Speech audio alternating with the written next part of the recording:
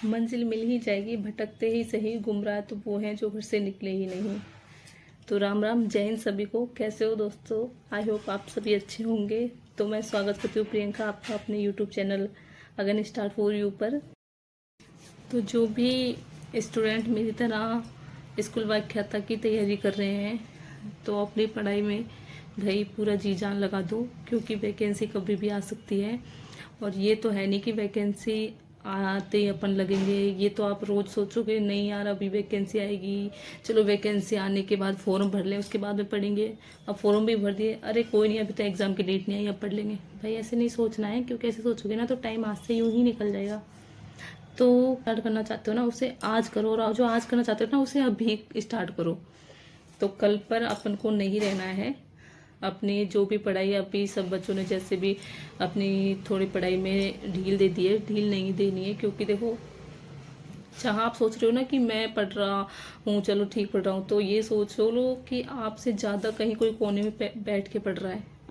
तो अपनी पढ़ाई पे बिल्कुल भी लूज़ नहीं होना है और अपनी पढ़ाई कंटिन्यू रखना है। और देखो, अगर पढ़ाई करोगे ना तो सारे सुख आराम सब छोड़ने पड़ेंगे। घर जाना छोड़ दो भाई, एक साल घर नहीं जाओगे तो क्या हो जाएगा?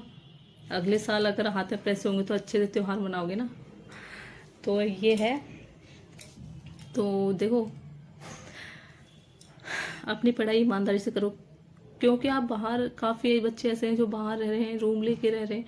तो भाई आपको देखने वाला कोई नहीं है, वहाँ अपने मम्मी पापा कोई नहीं है। अगर आप खुद अपने मन से मेहनत करोगे ना तभी सक्सेस होगी। अब आप बच्चे हो नहीं कि आपको माँ बाप कहें कि बेटा पढ़ ले, नहीं भाई। अब आप खुद समझदार हो, अब आप खुद कमा के माँ बाप को देने लायक हो। और अगर आप देखोगे ना माँ बाप कैसे अपने लिए खेतों में काम करेंगे दिन रात, और जब वो पैसे आएंगे ना तो वो ये भी नहीं सोचेंगे कि यार अपने लिए कुछ ले लें। अरे नहीं, मेरा बच्चा वहाँ पढ़ रहा है, उसके लिए खर्चे काम आएंगे। और कितना खेती में वो कितना अपने जी जान लगाते हैं, कितने धूप हो गर्मी हो कुछ भी हो खेती में लगे रहेंगे। तो उनके बारे में तो थोड़ा सोच के अपनी पढ़ाई को बिल्कुल 100% लगा दो उसके ऊपर। बिल्कुल लापरवाही मत करो। आपकी बार दिवाली पे घर जाने की सोच रहे हो ना, मत जाओ। क्योंकि अगली बार दिवाली है ना, जब हाथ में पैसे होंगे ना और फूलझड़ी पटाखे लेके जाओगे, घर वालों के लिए मिठाई लेके जाओगे, तो भाई बहुत खुशी मिलेगी, बहुत।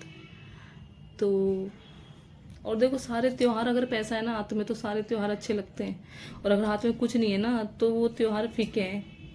और जिस दिन आप जॉब लग गए, हाथ में पैसे आ गए, आप टाइम से अच्छे से खाने पहने लग गए, तो वो ही आपके लिए त्यौहार है। जब से त्यौहार ही त्यौहार स्टार्ट है आपके लिए। तो ये मत सोचो कि भाई चलो दिवाली के बाद में स्टार्ट करेंगे, घर जाए आते हैं।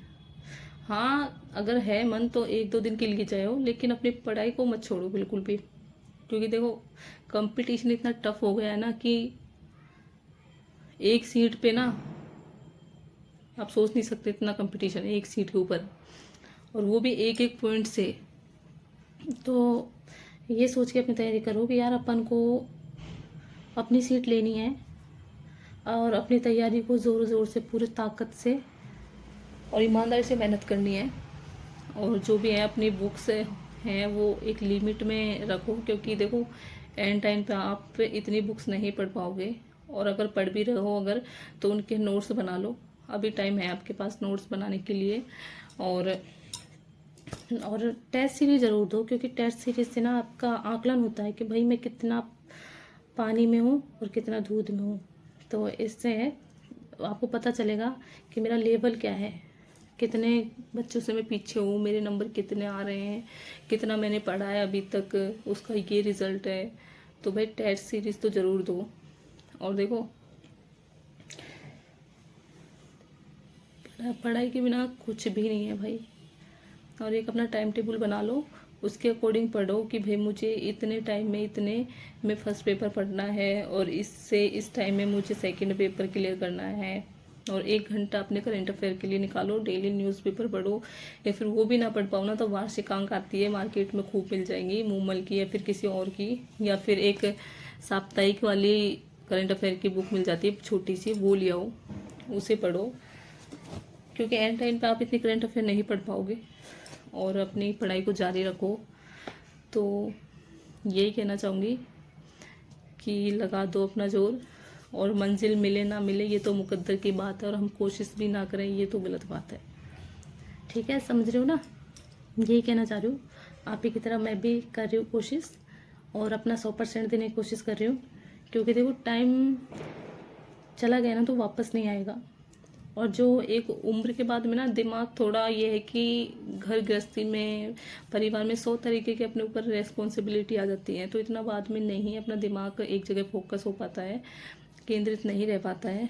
तो अभी भाई आपके ऊपर अभी कोई टेंशन बाजी कुछ नहीं है, घर परिवार की कोई जिम्मेदारी नहीं है, तो नो फिक्र, कुछ भी नो टेंशन होकर अपने पढ़ाई में ध्यान दो पूरा, ताकि देखो माँ बाप का भी सपना पूरा हो सके, और आपका भी, वो भी कह सके भाई हाँ मेरा बेटा लेक्चरर है, मेरी बेटी लेक्चरर है। तो करोगे ना तैयारी पूरी, और लगा दो जी जान पूरी।